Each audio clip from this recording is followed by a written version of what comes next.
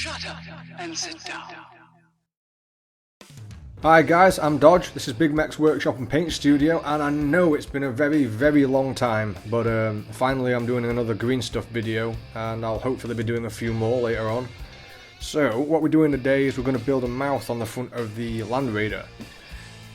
And it's going to be for the Cult of Oil and Rust. If anyone's watched our other videos, they'll know what that is. It's the paint scheme the Lord of Contagion was painted in. And we're working on that for the Studio Army. Now, I didn't see it necessary to show you how to make these teeth. It's as simple as making a sausage that goes to a point at one end, and then just twisting it ever so slightly, or tapping it down before it dries. Then putting it on a bit of cellophane or something, and just letting that set. And here is the tank. It's the same tank that was in the Iron Warriors tutorial, the Salamanders tutorial, and how to strip paint. You can see we didn't get right into those details there to take those parts off, because we knew we were going to turn it into a Death Guard tank. As you can see, I've already started working on that with the Dremel. It's going to have a lot more added to this than you can actually see on it. It's going to look absolutely grotesque when it's done, and I'll be running this as a series for the next few Mondays, I think, trying to get it finished ready for battle reports when me and Andy finally get our table tidy and we're able to do battle reports again. Yeah, Dodge, stop building bases. But at the back of this there is going to be a huge Nurgle nest, but I don't want to spoil too much about what's going in there. And the front, I've deliberately hacked that off recently for the sake of this video. This part is not glued in because I want to put it at a slight angle in a bit. And we're going to test dry test this and start working out whereabouts we're going to put the teeth and the mouth. So at the moment I wasn't gluing any of it because I wanted to be able to move it around and figure out exactly the pose that I wanted for it. I think it's the best place to have a door on a Land Raider, well, a mouth on the Land Raider is probably the door. Especially with it being Nurgle and it's going to have a bunch of flies coming out of it, so it looks like it will just open up and vomit flies out, which is pretty cool. Now some of these teeth, what I've done, because they were too long, I've just snipped the end off, put a small drill hole in there, and I'm going to get some paper clips and put a pin in there. This is going to be useful when we put the gums onto the tank, because that's what we're going to do first. Well, after we've done the teeth, of course. But the first thing to do would be build your teeth like so. Then we're going to build the gums, and we're going to start pushing those in, and because of the pins, it's going to help the teeth stick in there, and it's going to shape the gums by pushing the teeth into it rather than sculpting the gums in afterwards. So I've picked an angle that I would like this front door, well, what's left of the door, to be at, and I'm just going to bung a bunch of super glue in there because that's all going to get covered up anyway in another video.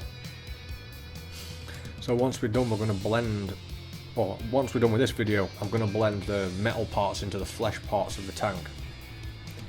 Using techniques you've seen before and maybe adapting them just for this particular build. So I'll let that set.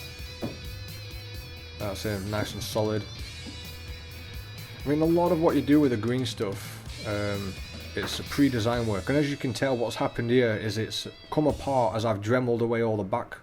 It's come loose with the glue, so I'm going to actually drill a lot of that out and Dremel it out and have more flesh coming out of that bit towards the mouth. But that'll be something for later on as well. It's just something I took note of. Don't want it to look, unfinished or not put together properly, so in places it'll need rebonding because we've gone so heavy at the Dremel. We're also going to fill in that section there with green stuff as well eventually. But well, what you've been waiting for is how am I going to start making this mouth. Now we've done all the prep work. I'm going to just roll a regular sausage of green stuff for now. And we're going to try and connect that to the edge of the Dremeled part. But we're going to put about, how much percent? About 3/4 of it on the underneath.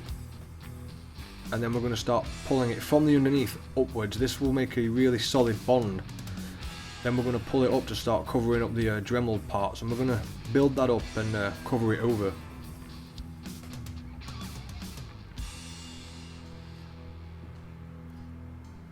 And using my regular sculpting tool here, well, one of my sculpting tools, they're for wax sculpting. I wouldn't say it's a regular one, but it's got a nice round smooth edge, and what I'm going to do is take off all those fingerprints, because the next part's pretty self-explanatory and will work itself, but you don't want fingerprints on the gums because they'll show up when we paint it, and that'd look crap.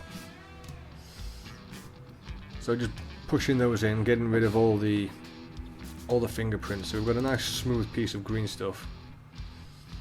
And what we're going to do with the first couple of teeth, I'm going to do different techniques with the teeth, but this will be the first technique, is to literally just pin those in there. And as you can see, that'll go in nice and straight, but we don't want our teeth to be straight. We want them at slightly mutated angles, so the gum behind them and the tooth itself looks slightly distorted.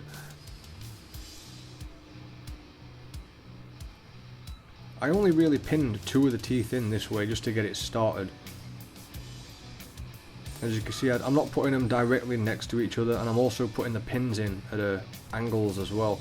That will give it a much more monstrous sort of roaring teeth sort of look, rather than it just being a nice neat row of spiky teeth, which in my eyes looks a bit cartoony, which is something I didn't want. Might work for World Eaters, but not for that. It might work for World Eaters actually. I don't know if you heard Andy saying that, it could work for World Eaters. It probably would. And what I'm doing with the excess green stuff that was at the back, at the join between the tank and the teeth, I'm just pushing that forward now over the roots of the teeth with a sculpting tool. You don't have to do this with all of them, you can always go back in with extra green stuff and work that around.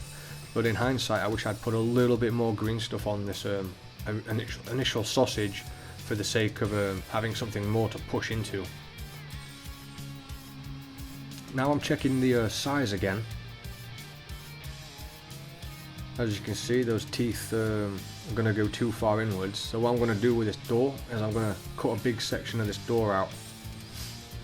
And like I said, I didn't want it to look cartoony, so I didn't want the gum lines to be straight. I wanted them really surreal, sort of some Dali melting lips effect. And when we put the flesh on in the next video and start blending the metalwork to the flesh, that should really take off. So again, we're going to use that same sort of technique, pushing the green stuff on the back. And the reason for that is you want it to have a good solid bond, because you don't want to put all this work in, pack it away in your carry case and have the teeth and everything come off. That would be very frustrating, especially if you finish painting it. And the back of this door is quite useful, it's got texture to it, so you can just push the back part straight into it and that should bond really well. I mean, that's all it's really going to need, that's going to stay stuck to that for pretty much forever. Then pushing from the underneath upwards to bring the gum up even further. And we're going to dry fit that again. As you can see, that's a much more distorted shape, and that's the prep work for that bit done. I've jumped straight in to make it catch up with the other bit of video and stuck 2 teeth in using the same technique there. One really large one and one small one. This is already starting to make the teeth look like none of them match and look a bit more monstrous than usual. Whenever I'm doing a green stuff tutorial, or wherever I'm making stuff with green stuff, for me it's always about layering up the green stuff, because I'm not an excellent sculptor. So if you have trouble sculpting as well, just do things in little layers and little steps. So now I'm going to put on quite a lot more green stuff for the next gum than I did on the other one. This is to give it more to push into, give it more shape. Dry fit that again. As you can see, those teeth are interlocking just, but also twisted at weird angles. As you can see there, what I'm using is a different sculpting tool. I'm moving them around, but I'm also pushing the sides of the gum down, and this is giving the round gum area sort of shape. Just pushing that section down ever so slightly. Now remember, when working with green stuff, before it sets, it will start to fluff up. So if you think, well, I've put that line in and it's a little bit too too harsh and it looks too straight, it will fluff up and go a bit more round before it sets. So I'm not too worried about that, it will start puffing up again.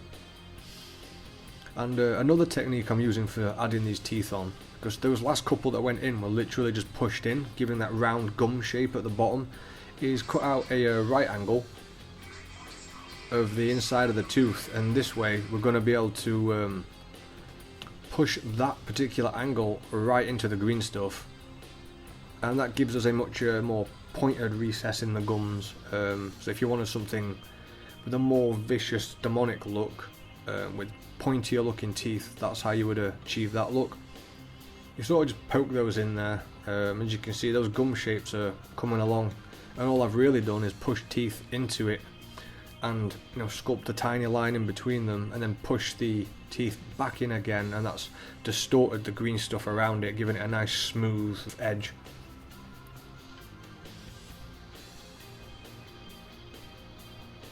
And I was quite pleased with the way those teeth were coming on, looking quite monstrous, especially the one that's off at a completely wrong angle, sort of twisting into itself. Okay, this, I believe, yeah, I tried several ways of doing lips, and what I did find was if you just twist ever so slightly on the sausage of green stuff. I've seen people use this for ropes, but I thought to myself, if I do this, will it give a nice texture for all the creases in lips, especially demonic lips? So what I've done is I've just twisted that up, and I started thinking that would work. It's going to leave those little creases in there when we paint it, dry brush it, or glaze over it and put washes on. We're going to get a nice lip looking effect. Now, I apologise for the fact there isn't much footage of me putting the lips on and sculpting them on, but what I'm doing is I'm figuring out which bit's going to get covered up later on, which will be the underneath back part away from the teeth, and I'm using that particular part to bond it to the rest of the model. And as you can see, once those are on, we've got some really horrendous lips. They do look a little bit cartoony, but once we've done with the rest of it, I think it'll work. And I think that's about it for this video, guys. I do apologise for it being late. It was supposed to come out yesterday, but green stuff takes some time to set, and I usually leave each step a while. And there'll be some more green stuff videos hopefully over the next few Mondays. So guys, thanks for watching. I hope you liked it. If you liked it, hit like, share with your friends, subscribe, and got any questions, leave a comment, and we will catch you in the next one. Thanks for watching, guys.